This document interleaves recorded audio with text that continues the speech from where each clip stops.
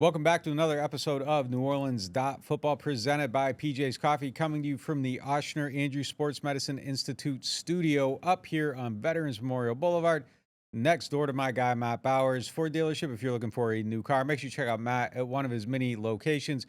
He will get you the best possible deal on any type of car you want. Just look up Matt Bowers. He can get you taken care of today and get you into that car that you deserve. Got a great show for you guys today. Training camp starts this week. We're a couple days away. Whoa. We're going to be previewing it. We got a lot of stuff to get into. And to kick off the new season, we got our newest sponsor, the Mortgage Brothers. If you are in the market for a house, hit up the Mortgage Brothers, mortgagebros.money. Tell them Matt OF sent you. They'll give you $500 back on your closing costs. That's money in your pocket just for listening to this show, and you get your dream house. So that's a win-win situation. But yes, training camp is here. Man, it's like a whole new beginning for like the first time in 15, 20, like it feels like in forever. Yeah, look, 20 years almost. It's the closest comp is the 2006 season when Sean Payton and Drew Brees were new and Reggie Bush was new. And guys, we didn't even know that were going to be stars yet, like Marcus Colston and Jari Evans were new. But obviously we're not expecting them to go to the NFC Championship game this year, but that's the point. We weren't then either. They were coming off a 3-win season. We didn't know anything about any of these guys. Now, the difference is Drew Brees was established. He had the shoulder injury. He was a complete unknown in that regard. And now they have the quarterback position that's being ranked 32nd in the league by every single person who ranks the quarterback position.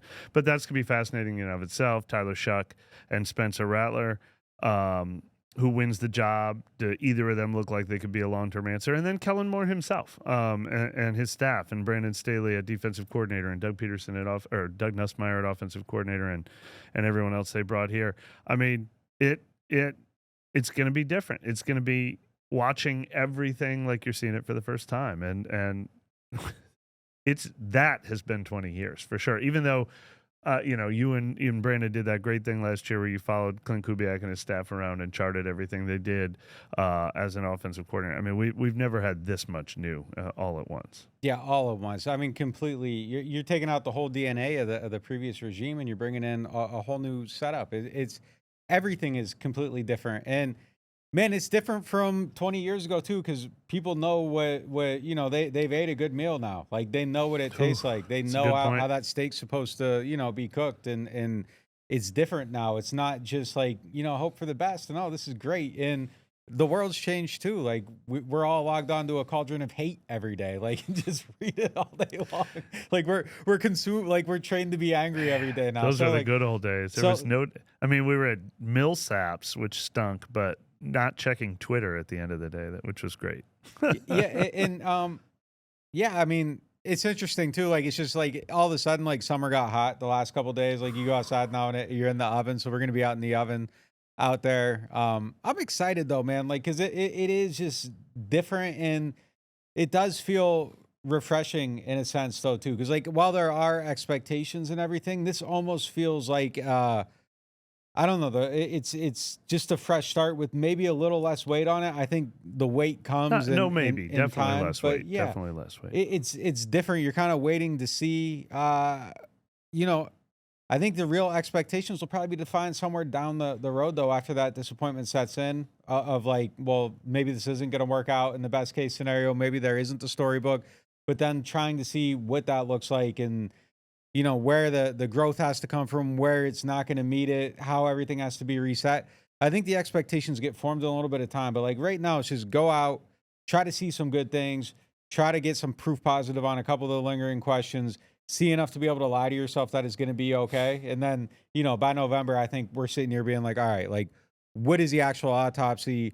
What organs got to come out? Which ones are working? And where do you go from there? Well, the funny thing about that is even that's not a doomsday scenario. Like, if they're 0-6, it doesn't make everyone more upset. It makes everyone more like, all right, good. It's a real rebuild. Like, if they're 4-2, people will be excited. Hey, better than expected. If they're 2-4, it'll be like, that's all right. Maybe we'll get a top 5 pick. I mean, there's not anything that'll that should completely turn anyone off, because I think everyone's ready for a 2 or 3 year plan, and anything else would be a bonus. Yeah, and it's just like I think it's going to make college football more fun this year too. Like Sure. I can't wait for the August 31st game, the LSU Clemson game. I feel like there's a 90% chance that somebody on the field in that game is the Saints draft pick. It's either going to be, if the quarterback works, it's probably going to be Parker or Woods, the Clemson D lineman. If the quarterback doesn't work, it's probably going to be Klubnik or Nussmeier. Like you're just kind of looking at it that way. Or the Clemson wide receiver is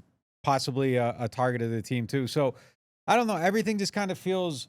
It just feels lighter. It feels like refreshed. It feels new. It feels like the flowers blooming in summer, man. And like the last couple of years, it felt like stuff was just kind of wilting away, and you're just trying to figure out how to water it enough to keep it alive, and it was just dying the whole time. This is fresh. It's starting over. There's one thing that has to work though, and that's this year's draft class and recent draft classes. Like everything else, it's like, hey, even if these quarterbacks don't work out, it's sort of like, yeah, that was a 50-50 shot at best.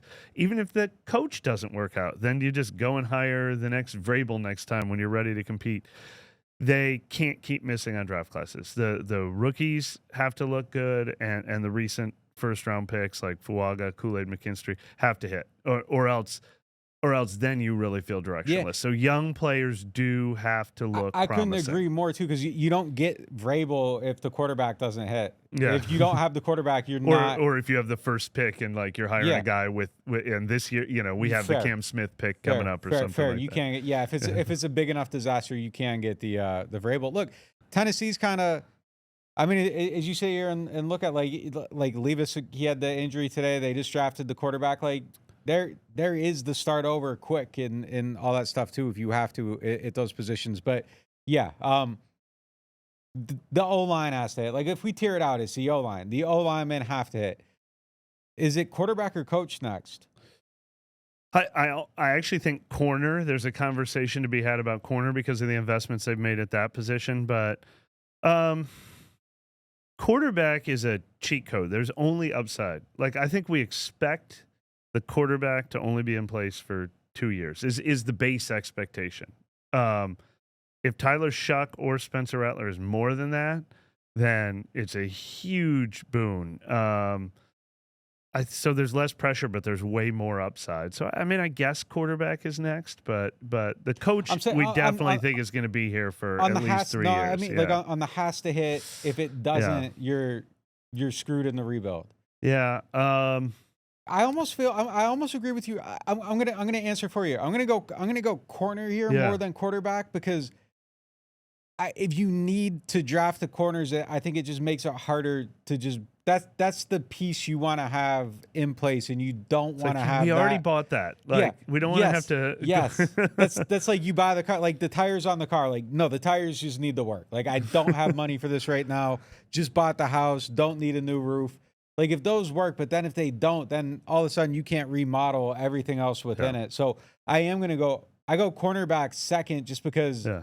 The cost is high to get a good one, and you just don't want to spend the money. I'll go QB third. I mean, because if these quarterbacks backs don't work out, and I'll probably go second with them, to be honest, but it's close. But if these quarterbacks don't work out, it does cost so much. Like, I mean, even if it is Klubnik or Sellers or Nussmeier, I mean, you're either using the first round pick or you're trading up, probably multiple first round picks, or whenever you get that quarterback, it's going to cost a ton.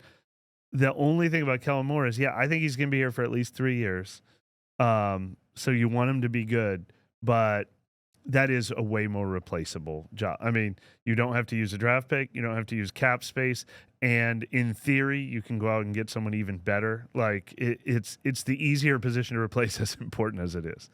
But my list, I go O-line, coach, corner, QB. I think in that order, because I'll explain why. Like, I don't expect anything from the quarterbacks. I think it's what you said. It's all upside, and I think if that doesn't work, you're in great position to replace it next year. You're probably picking in the top 5. Yeah. If your quarterback situation's a disaster, you're in position to replace that, and that's not. I don't even view that as a bad scenario. Honestly, that's almost a positive scenario. You want it to go the other way. You want the Drake May thing where your team stinks, you feel good about the QB, and then you can go draft Woods or Parker. That's the best scenario, I think, out of all these. But if it doesn't play out like that, you can go get them. like you said, I think the coach is here for 3 years. If it doesn't work, like I think you're just tied into this for a while until it completely sinks and you can't eject as quickly as quarterback or one of the other things. I got O-line at the top because there's just so much investment there, and So something much. you've invested in has to work. Yes. And if that doesn't work, I think your coach is screwed. So that's at the top.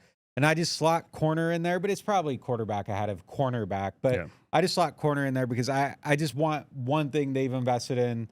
And it feels like significant resources, even though it's not like a first round pick, but there's just so much there that it's like, just let this hit, because then that just makes everything else easier. No question. And I'm aware that it's Cam Ward and not Cam Smith, but Who that's said somebody Cam else. Smith? I Does did. that- I oh, did. oh, well, yeah, whatever. Just That's all right. That's all right. acknowledging That's it all for right. anyone who caught it when they were listening.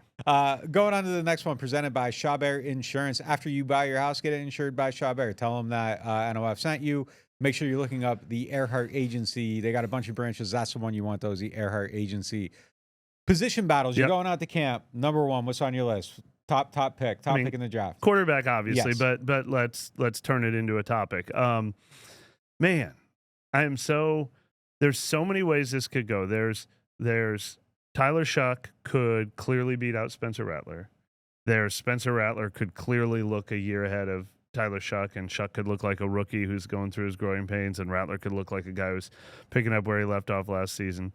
Then there's they look about the same, but there's strategy involved. We want as much time to work with Shough as possible, or the opposite. We want to save Shough from the Cardinals, 49ers, at Seattle, at Buffalo stretch. Let Rattler take some of those bullets the same way teams that start Jacoby Brissett over Drake May do every year. You see that all the time. Start Andy Dalton over Bryce Young, and save him. But the one great equalizer is, what if one guy is just undeniable? And I think it's absolutely possible that someone is just like undeniably better. And you watch every practice and you watch every preseason game and you throw plans out the window if one guy just says, you can't deny how good I'm playing. And I think that could be either guy. It really could be. I mean, the best case scenario is for Shough to be better or for Shough to look ready. No question about it. But there are scenarios where either they're both not ready, so you don't want to damage Shough, or Rattler just kills it. Those are both on the table too. Can you go to Rattler if Shough wins this battle? Can you start with Rattler at the beginning of the season? Yeah, like I said, you can treat Rattler like he's Jacoby Brissett. I don't know that you can, though. If he's never won a game in the NFL. Yeah. There's no skins on the wall. It's not like we're putting the veteran out there to start the season, to give the rookie some more time. I think he's equally as inexperienced as Tyler Shough. I don't know. Can you go to your team and say, we're going to put him out there, even though this guy has been better throughout camp? No, okay. So I was kind of ignoring the second half of your question. I mean, if Shough clearly earned it and they don't, but it's just like, I think you can treat it like all teams throughout NFL history have treated their first round pick when they've started a Brian Hoyer or a Jacoby Brissett. Like, if it's all about Shough, if it's like the guy is close to ready, I don't have a problem with that back half. I have a problem with the Brian Hoyer comparison to Spencer Rattler. I know it does make it weird. But if it's about Shough's development, if it's we think the best path, us coaches who've been around, all these coaches have played quarterback in the NFL. If they're like, the best time for Shough to start is October 1st at home at noon against the Patriots. He needs that month of suiting up for games, warming up for games. Like, if they think that's the best way to develop a quarterback, I don't care about the results of September. So that would be my only. I find it fascinating to sell to the team, though. Right, like, you know what I mean? Like, it's a very bizarre quarterback situation. Yes. Like, nothing that's ever been done anywhere else. Like, this is just like its own unique thing. It's a very fascinating thing to me that like, to picture Kellen Moore going up there and being like, hey, look, we're going to play this guy even though this guy was better. Like, I think you can do it with a Brian Hoyer, Jacoby Brissett, Andy Dalton, whoever, because it's like, you can say to the team, hey, look, we're going to start with the vet. We're going to get this rolling. We're going to go to this guy. Like, if Jackson Dart doesn't start ahead of Russell Wilson or Jameis Winston, no one bats an eye. It's just very unique. I don't disagree, though. If it's your best plan, I think you just stick to your plan and do whatever. But there is like an element of if he's ahead and the team knows he's ahead, it's a very hard sell to be like, we're going to let him go. And I don't think they four. would. If Shough's clearly ahead, I think Shough starts week 1. I think you should. Like, I really like the idea of not letting him play those games and just letting somebody else do it, and then going clean to whoever your starter is at that point, because it's just like the back and forth doesn't make sense in the situation. Like, I don't know. It's a very there's no blueprint. You for don't what want they to have going on start here. Shough and then decide you need to bench Shough 4 games into the season. That, to me, would be the worst case That's scenario. a disaster, yeah. If Shough starts week 1, you better hope he's starting all 17. The flip side to this one that I think we really haven't talked about enough, though, like in the idea of this plan, is that Shough is 26 years old. He's older than Spencer Rattler. He's been around forever. Maybe the mental calluses are already there. Like, Tyler Shough has probably sat in his dorm room at night and questioned whether or not he was going to be able to continue a football career. Like, he stared down the gun and came out on the other side of it. He might be ready to handle the adversity. I don't know. So I mean, that's one thing. No, look, if he's better, I don't think you have to hold him back.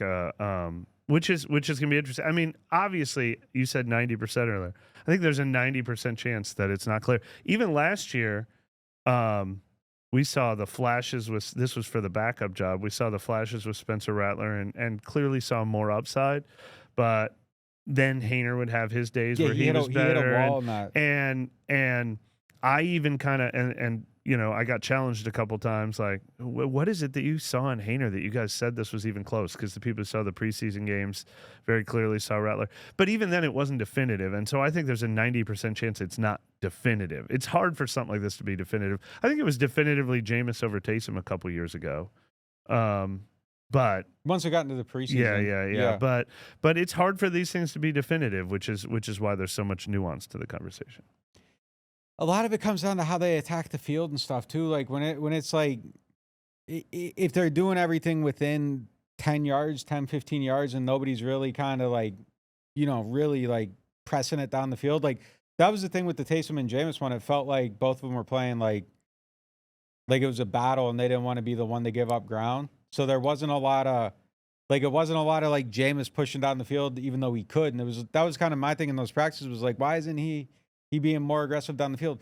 Like if they're both weirdly, he had to prove that he could not push down the field. That was him proving that he had maybe more of a well-rounded game. But like, yeah, my thing with these guys in these practices, like I don't think I think they've both just been kind of letting it rip, man. Like, and if one of them's like connecting on those more so than the other, and they're letting it rip and they're being aggressive and they're playing fearless, I think it could separate. Like it could possibly very much in this where, you know, you got two guys that aren't afraid to lose anything either. Like they're everything's ahead of them at this point. Yeah.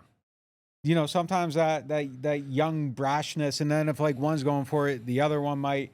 If they play like they did throughout here, and one of them like really connects on the next level, I think there is a chance that someone could, and that's what you want. Yeah. You want that. Like you're praying for it. You're praying that it isn't like, man, I don't know which way to go with this at the end of it. So it's gonna be again, fascinating. I'm so glad. Like a credit to the Saints and this staff, and going back to expectations that we talked about in the first segment.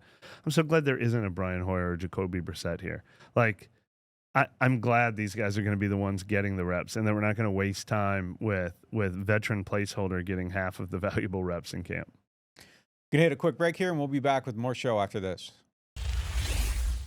The Ochsner Orthopedics Walk-In Clinic is now open. Located at 1201 South Clearview Parkway, across from the Elmwood Shopping Center, this clinic provides convenient same-day care for a variety of orthopedic and sports injuries. No referral or appointment needed.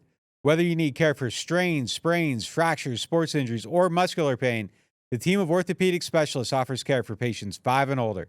Open Monday through Friday from 8 a.m. to 8 p.m. and on Saturdays and Sundays from 10 a.m. to 8 p.m. Rouse's Markets is voted best grocery store in New Orleans, best grocery store in Baton Rouge, Mississippi, Gulf Coast, Thibodaux, Houma, Hammond, Lake Charles, Mobile, year after year.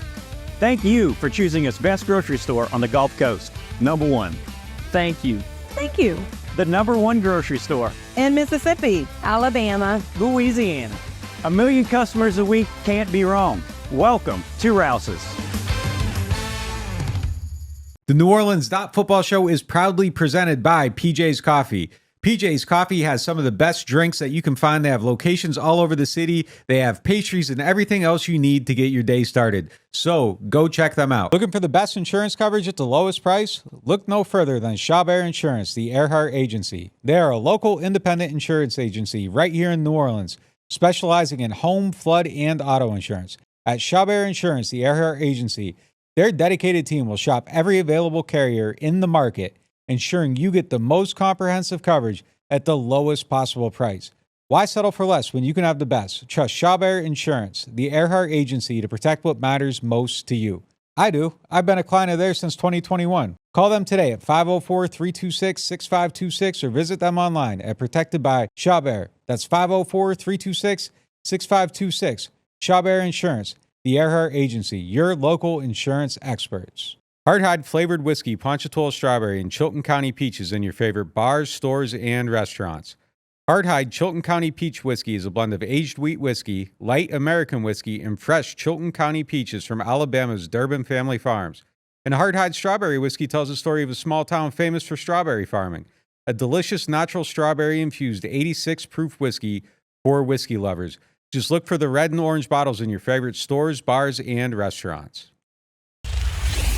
Welcome back to NewOrleans.Football. We are going to continue this topic that was presented by Shough Insurance. The top 5 position battles in training camp. Number 1 was obviously quarterback. Going to number 2, it's fascinating. I think it could go a handful of different ways. I'm locked in at that other cornerback spot, though. I think that's my highest level of interest, is seeing what happens between Riley, Yadam, and I guess you throw Alante into that mix as well. For the other outside spot. Even though I don't think that, I think Alante is going to primarily be on the inside, but I think he's competing to just be out there to have the base downs on the outside and then move into the inside in nickel. I think it's a huge one, too. I mean, we said it at the beginning. Cornerback's a huge position for this team. It's not just about the top 2 guys. If Riley's a good player, I think he's kind of competing against just expectations himself, next year's class, everything as well. If he's a good player, they have a lot more answers on their roster right now than we're expecting. I think they're competing against free agency too. I actually kind of thought they might have signed one by now. Asante Samuel visited with the Saints. They wanted to sign Charvarius Ward back in free agency, and that is the position where the best NFL players who are still available and unsigned. There's a handful of cornerbacks who are going to get signed by NFL teams that are still out there. So that's like first week of camp. These guys have to show. Actually, no, I think we're good here because they're competing against that. So that's very true. Yeah, it's this year is weird where other than quarterback, I don't think there are any other positions on this team where they're going to do the every other day, like James Hurst on Monday, Andrew Speed on Tuesday, Alante Taylor on Monday. What about safety? Safety, maybe. Well, I am interested in safety. We'll talk about that in a minute. But if you count third cornerback as a starting position, which you really should because they play about 75% of the snaps, then that is one. That is one where we might see. I do think when they're in base downs, we're going to see Alante starting on the outside. He will only move to nickel on nickel downs. And it'll probably be Isaac got him for a while. But, yeah, maybe Quincy Riley will get a chance. Maybe someone else will get a chance. So that's an open competition. Safety's interesting to me. I put it 6th on my list. Like, if we go out there and it's Justin Reed and Tyrann Mathieu starting at safety, nothing to see here. That's what we expected. If they treat it like they treated it in minicamp and Tyrann's coming off the bench behind either Jordan Howden or Jonas Sanker or Terrell Burgess, then it immediately vaults to number 2 on this list. So we'll find out within a couple of days. Is Tyrann Mathieu competing for his job or does he have his job? That's definitely potentially on the list. And then so that's either the top 3 or the top 2. Next one I had on the list, it's mostly about depth at these other positions, but wide receiver I think is fascinating to me from a who makes the team perspective. I think we all think Olave, Shaheed, and Brandon Cooks are the top 3. They kicked the tires on Gabe Davis, so they could potentially still bring in a veteran there. And that still leaves a lot of guys who you would think have a good chance of making the team. Cedric Wilson, Dante Pettis, Bub Means. I think he could make or break. We talked about him as a make or break player. He could be a 3rd or 4th receiver. He could miss the team. Donovan Peoples-Jones, who they signed, Kevin Austin, Mason Tipton. Tons of guys for very few spots at that position. Yeah, no, that's a good one. It's a huge battle. They were all out there at Coach Dub's wide receiver camp too. Pictures were out. Like everybody was out there. Like it seems like there's a lot of togetherness in that group right now. Brandon Cooks was out there. Olave, I saw Kevin Austin Jr., Shaheed, Tipton, all of them. Like all of them are out there. So it's an interesting spot. I think there are some players that I liked a lot of what we saw out of Kevin Austin Jr. last year. I think there's a lot of development that still has to happen there, but the raw talent, the size, the ability, I'm interested. I can't talk today. I'm interested to see what he does with that opportunity. I think it's wide open for him. A lot of stuff. Bub Means too. We gotta see a little bit more out of him. So yeah, really, really interesting battle there.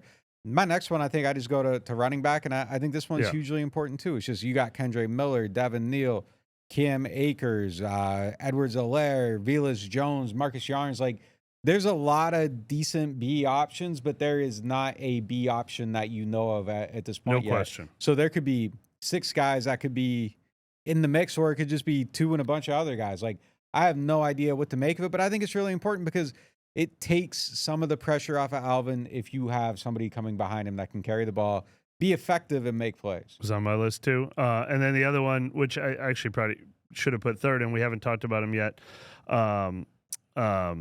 since they just signed Jonathan Bullard. I already thought DT, or interior defensive lineman, was the most crowded position on the team with established candidates, and then they added another one. Who is it? Like, we're going to go out to camp and see our first practice Wednesday, and they're going to start 3 interior linemen. Let's assume that's definitely going to be Devon Godshaw in the middle, Brian Brzee on one end, and then maybe Nathan Shepard on the other end. If that's their starting 3, then Colin Saunders, Vernon Broughton, Jonah Williams, Jonathan Bullard, John Ridgway, Christian Boyd. Crazy. Like, some of those guys are going to run 4th team. Like they can't all make the roster. 4 of those guys are going to get cut. 3 of those guys are going to get cut. And it's a shot across the bow to the people who've been here.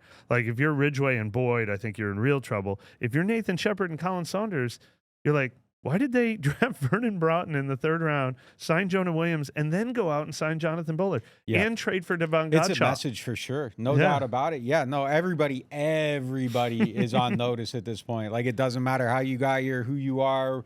Yeah, definitely. Bullard's interesting to me because, like, I think he played all over the line. Like, he can do a lot of different stuff. I saw a bunch of people calling him an edge. He's not an edge. Like, he's going to be the 3-4 end, and I think like a DT when they're in nickel at that spot. Like, as you were saying, he's in that mix with all those guys. Very interesting player. Not a lot of sack production. I think he's solid, though. I think he does a lot of things decently well, and I think that's a position that can just use some decency. Like a veteran that's going to give you good snaps, know what to do. But I think there is no doubt, it's unmistakable that they are remaking that position in its entirety. Like, I think they want a whole new cast of people there. Now, you can keep your job, you can win it, but they have brought in legitimate challengers, and they have not stopped. Like, right up until the start of camp. I mean, as we said, Jonah Williams, I mean, you can cross him off your list because you never heard of him and you're not paying any attention.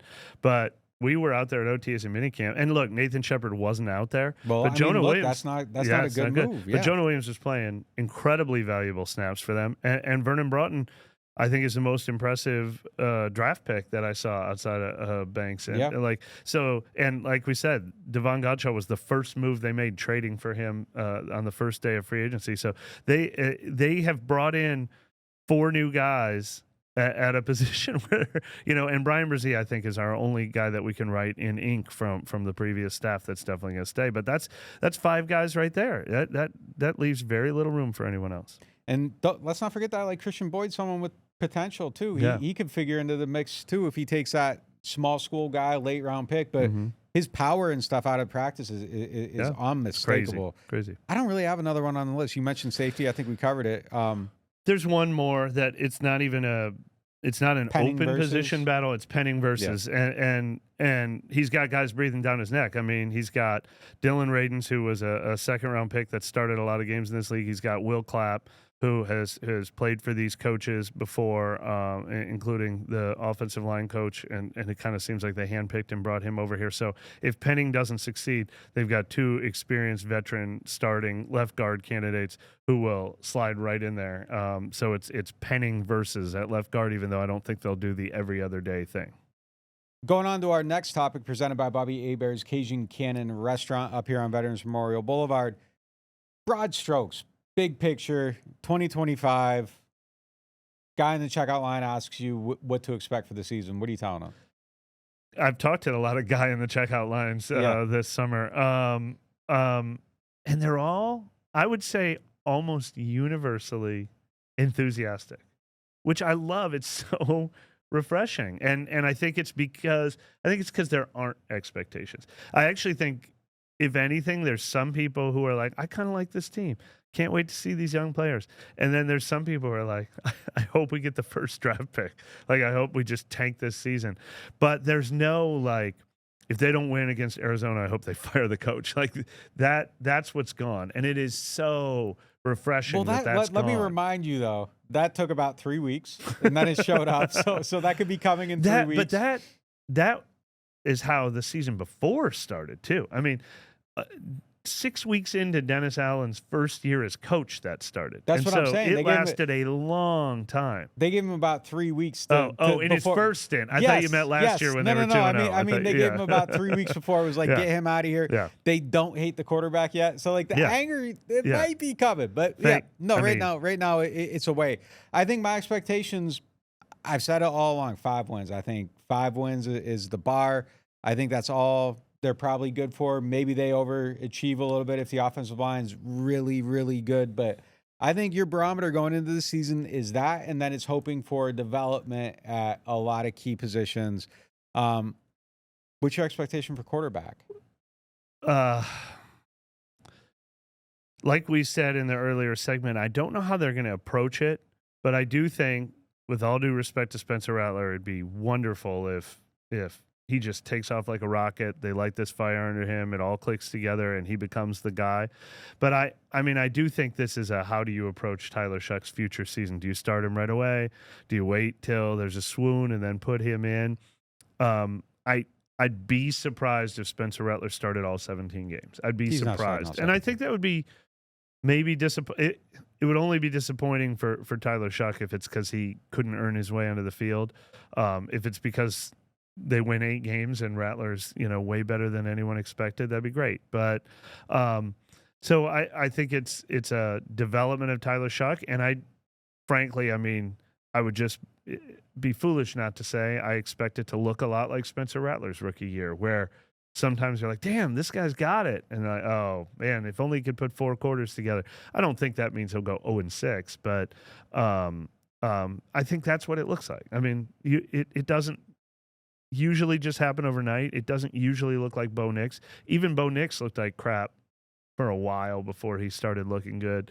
So that would surprise me if it turns out that way. Yeah, I mean, look, I don't know how to say this, but I don't even feel like I don't know that Spencer Rattler's entering a real battle. I don't think that this is a thing where it's a coin flip and it's like, well, we're going to try both of them out. This guy was narrowly ahead. Yeah. I think Spencer Rattler to start more games than Tyler Shough, to maybe start more than 3 or 4 games this season, is that he has to be far and away better. And he has to look like a legitimate, oh my God, this guy is a real bona fide top 20 NFL starter for Tyler Shough to not get on the field. This thing, like, I understand the people that support Rattler and they want to see it that way, but I'm telling you, like, they came in, they drafted Shough, they put him in that position, they had Spencer on the roster. This staff has already put all their chips in on that side of the table. Now they're willing to move him, but they're going to have to be really, really convinced to just say, everything we liked about this guy, let's just throw it away. We don't need to explore that. We don't need to find out. We liked him way better, but it's gone. Like, you have to realize that they went out and replaced this person, and to go back to that person is tough. Like, Spencer Rattler needs to get a knockout. He's not winning a decision. That's there is well no phrased, split decisions here. there is no like the judges have been bought off. Like he has to put Tyler Shough on the canvas to be the starter of this team. I agree with you like 90%. The phrase of it, like I don't think the investment in Shough is so high that he's got a stranglehold on it, though. I think if they aren't if, closed-minded, right, no. if Rattler gets the knockout, he can win. I mean, the examples I'm thinking of in my mind are like, Russell Wilson beating out Matt Flynn or whatever. Like, that seemed impossible. I can't think of an exact Kirk Cousins over RG3 eventually, but that injuries got involved with that.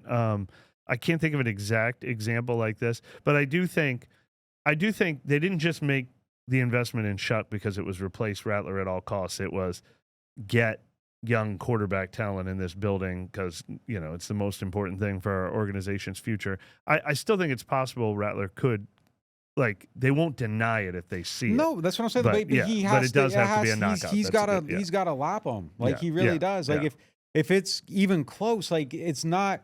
Well, we're never playing him. Yeah. For Rattler to start 17 games, he has to devastate him, or Tyler Shough has to knock himself out just by playing so poorly that you can't put him on the field. But there isn't a scenario where it's like, well, Rattler won it out, so he's going to be the starter this season. No, like he has to be the guy for them to say, we are never, ever looking at him. And that's a huge, huge barrier to overcome. Like that isn't, it's a lot. Like it's going to take a lot for him, but I'm not saying it's impossible either. Like he could get out there and just kill it. Like he could, but I do think the even better path for Rattler is what I was saying earlier about we don't want to start Shough week 1, rookie development. Let's ease him into it.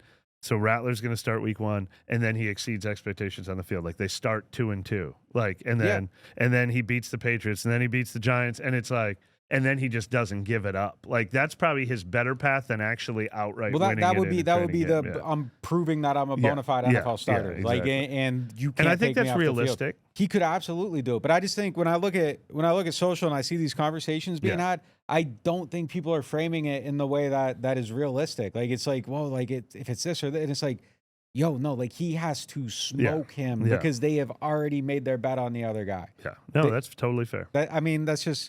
That's where it started. And he needs to, like, holding on to it is almost I think starting in week 1 is, to sum up, I guess what I was thinking is, I think Rattler getting the week 1 opportunity is realistic despite the investment in Shough, but holding on to it is going to be a constant. Like he can't have a 3-week swoon. He can't probably have a 2-week swoon. Yeah, even to flip it another way though, I think Shough can.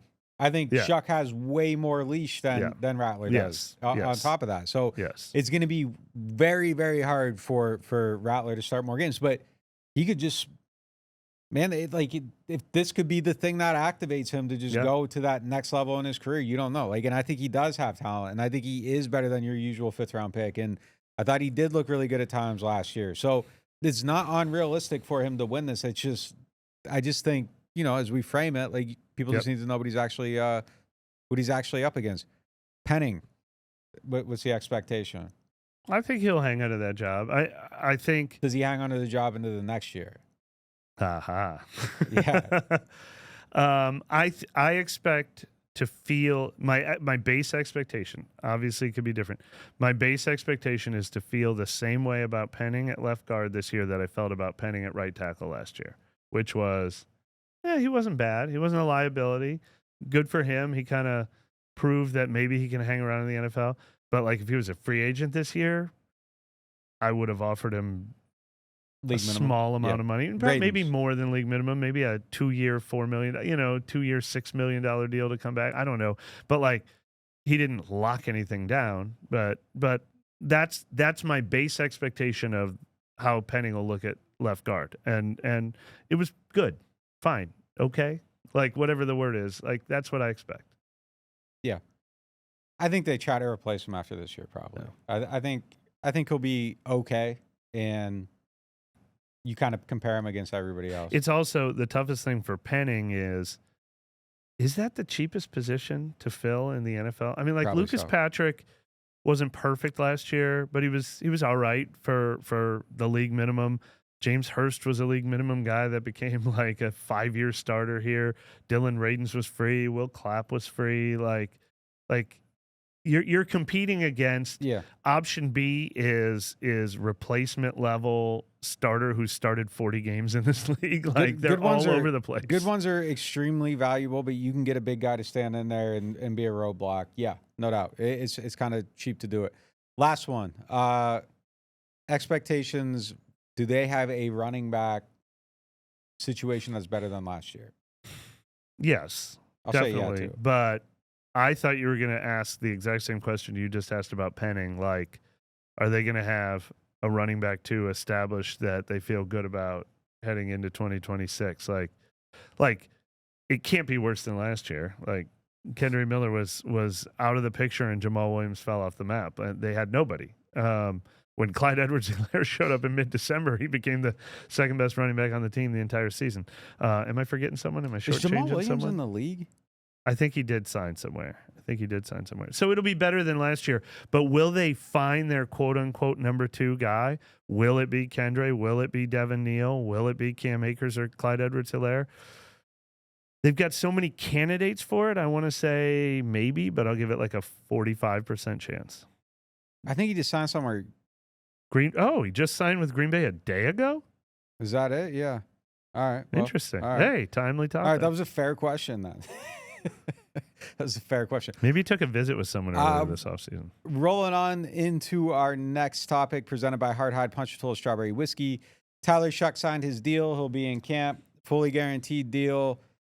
Another one where I feel like a lot of people are having an insane conversation. Every time I hopped on Twitter, like my mentions are like, why are the Saints guaranteeing the on press? Why are you giving them all this guaranteed money? And it's like, yo, like he was getting 90 guaranteed no matter what. It's a league precedent. Like that's how much you have to pay your draft pick in that position. You're guaranteeing 85, 90% of the contract.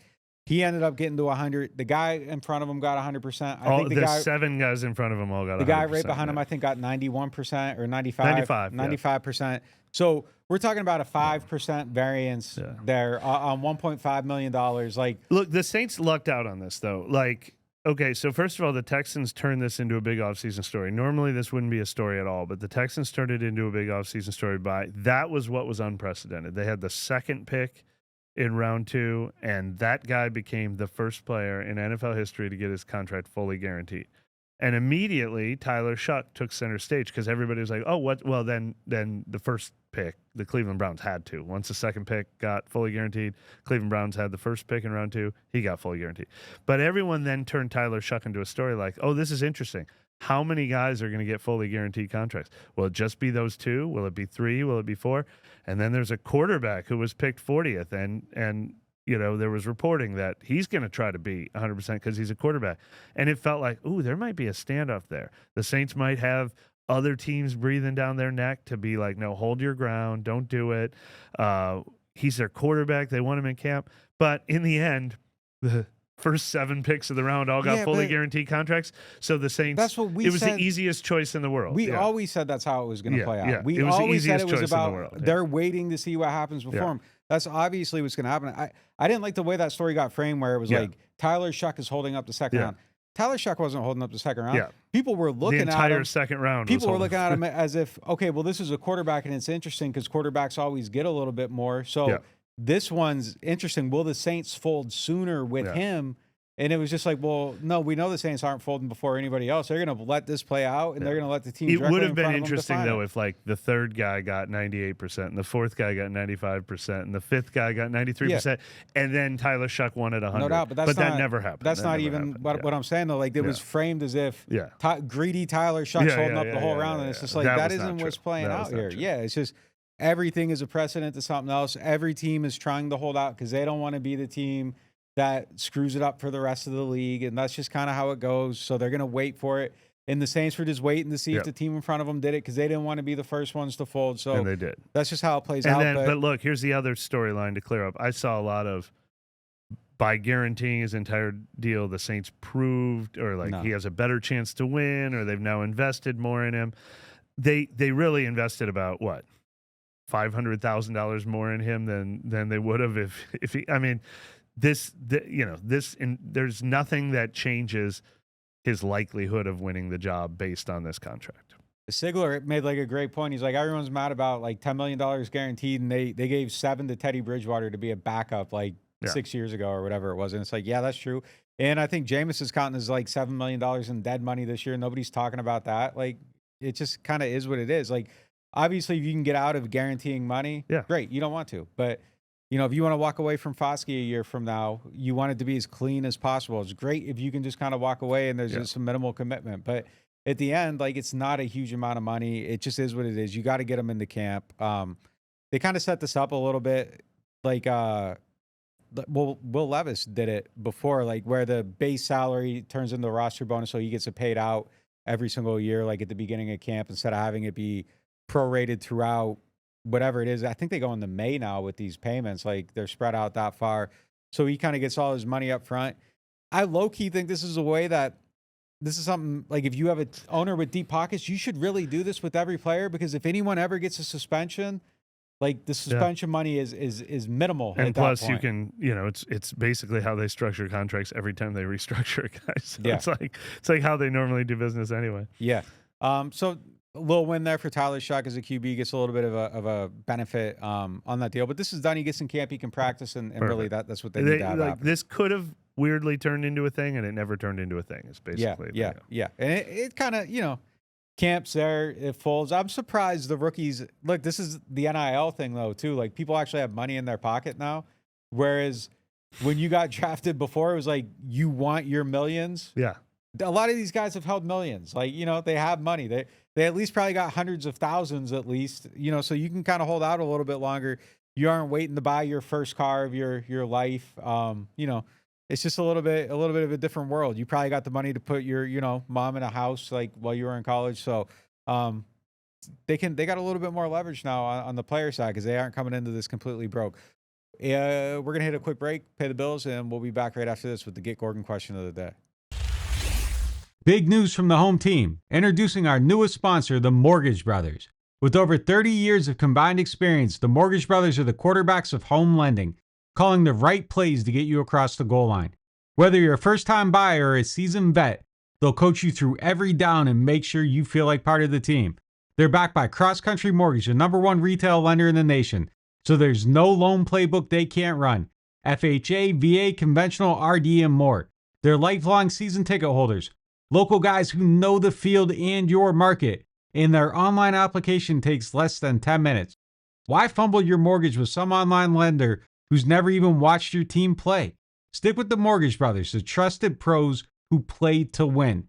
Mention NOF and get $500 back in lender credit toward your closing costs. That's money back in your pocket when it counts. Visit mortgagebros.money and start shopping with confidence. Because with Mortgage Brothers, it's always no flags, no fumbles, just smooth closings every single time. Slide into summer with New Orleans Hamburger Seafood's new sliders. Get 2 each of cheeseburger, buffalo chicken, meatball, or chicken and waffles served with a side of garlic herb fries. Starting at $9.99 now at New Orleans Hamburger and Seafood Company. I got hurt in a car wreck. Why should I get Gordon? Because when you're hurt, you need money. And I fight for the people of Southeast Louisiana every day. I got a client who injured their neck in a car wreck, $250,000. Another client was hit by a big truck and needed back surgery. I got them $700,000, and they deserved every single penny. That's what I'm talking about. Why wouldn't I get Gordon? If you've been hurt in a car wreck, just call me, New Orleans. Get it done. Call 504-800-8888. You ever take a bite of something and immediately think, yeah, I'm coming back for this? Bobby Hebert's Cajun Cannon Restaurant just added some new dishes, and man, they crushed it. The shrimp and crawfish pistolettes, golden and stuffed with bold Cajun flavor. Fried oyster tacos, crispy, fresh with the perfect kick. And the soft shell crab Alfredo, creamy, rich, and absolutely worth the order. They're open 7 days a week, and they deliver late. Bobby Hebert's Cajun Cannon Restaurant. Delicious food, superior service. Attention Saints fans, don't let pests and termites invade your home field. Trust the team at Red Pest Solutions to tackle those unwelcome visitors. Call the Red Man today for unbeatable pest and termite control. Score peace with no pest. Visit redpest.com, REDDPEST.com. Here at the Queen Casino, indulgence knows no bounds. Prepare your taste buds for an extraordinary culinary journey. Start your day at Capital Coffee. Craving something different? Three Walks Noodle Bar offers a tantalizing selection of Asian delights. At 1717 Kitchen and Cocktails, savor American cuisine with a twist. Or ascend to the loft for an elevated experience. Enjoy artesian grazing boards and exquisite craft cocktails. Join us at the Queen Casino. Your royal adventure awaits. Welcome back to NewOrleans.Football. It is now time for the Get Gordon question of the day, presented by Gordon McKernan Injury Attorneys. If you get hurt, make sure you get Gordon. Our question today comes from Cedric. He asks, how concerned should Saints fans be that all three defensive position coaches are coming from the collegiate level, and what are your initial impressions of them based on your brief interactions during the offseason? Yeah, I don't know. I'm surprised concerned is in the question. I mean, I suppose you could look at some of the hires and the lack of experience and assume, oh, what, they couldn't get someone better? Maybe that would concern you. But I mean, this is pretty common for how staffs are built together. You want draft picks on coaching staffs. You want to find guys who think differently. You want to find guys who've worked with 21-year-olds. I think everybody in the building is super excited to work with Bo Davis. I felt like that hire felt like an actual, like, wow, they got Bo Davis. That's a big win. One of the best assistant coaches in football, Jeff Stoutland, the offensive line coach for the Philadelphia Eagles. This is his first NFL job he's ever had. He's been incredible at it. You can find examples like that all over the place. So, I mean, of course you can be concerned about Kellen Moore being the last guy hired, the last guy to put his staff together, not having a ton of skins on the wall. Maybe it was going to be harder for him to build a staff, but automatically, I'm not dismissing guys that came from the college ranks automatically. Yeah, I think we'll see. I mean, you know, it's a young team, young staff. If the development comes, it's brilliant. I think you could maybe look at this through the prism of, hey, look, like they're trying to rebuild a team and they need all these picks to develop and get really good. And that's what college coaches do, is they're in the development business. So maybe that works out. And then the guy overseeing it on the defensive side of the ball, former head coach, you get a lot of experience there. So maybe it all hits. But if they don't develop, then yeah, like that's a huge issue. But I think the guys they got have huge pedigree. You mentioned Bo Davis. I mean, I've been hearing about Bo for like years. Like he's somebody that people have been trying to get into the league for a very long time. One of the more highly regarded guys at that position. But yeah, I mean, I think the questions on the staff kind of exist everywhere though. Yeah. And I don't know that the linebackers coach or the D-line coach or whatever is going to be the thing that sinks or swims the season. But I think the idea of development makes a lot of sense to me. That was something that I kind of liked when they were putting it together. But I do think the inexperience is something that goes somewhere on your concern board, just as far as like, I'm evaluating this to see how it works out. Another guy, he wasn't necessarily a college coach, but I think Keith Williams, the wide receivers coach, the Saints were the first team last year to ever give him like a position coaching job. And I feel like everyone feels like that was a big win for them too. So it's so hard to automatically say, and look, I think there's probably more scrutiny on Brandon Staley, who's been an NFL head coach, than there is on any other coach on the staff. So yeah, we are not saying this is a great staff guaranteed, but I am not concerned about the makeup of the staff. I actually think he built an even better staff than I would have bet on, considering the circumstances. I think where it comes into play, and I think Staley just needs to be aware of who he has on his staff, is that, you know, he doesn't have people that can sit in that room and tell players how the league works. So I think he needs to just make sure that he's communicating all those pieces of it and making sure everybody's really clear on like the schedule and how a week works. And this is how you need to allot your time. And this is how you got to do things in the league, because these guys don't have that experience yet. So I think as long as Staley's aware of it and has a plan to fill in some of those inexperienced gaps, it probably works, but you just have to be aware of what maybe you don't have and know where you need to step into something. Just real quick, let's look at it, since I don't know if we ever completely did this in full while they were building the staff. All three of the college guys that he's asked about are on the defensive side. It's also linebackers coach Peter Sermon, longtime college coach, and Terry Joseph, local guy everyone likes, defensive pass game coordinator. So it's all on defense. So it's Brandon Staley, who we've talked a lot about, former head coach, been a defensive coordinator in the league, is the main guy. They kept Peter Junta and Brian Young and Adam Gristick, assistants from last year's staff. Bo Davis and then Jay Rogers, an experienced NFL guy, are on the defensive line along with Brian Young. Peter Sermon, like I said, the new guy at linebackers. Adam Gristick has been here, assistant linebackers. Cornerbacks coach from Grady Brown has been an NFL coach.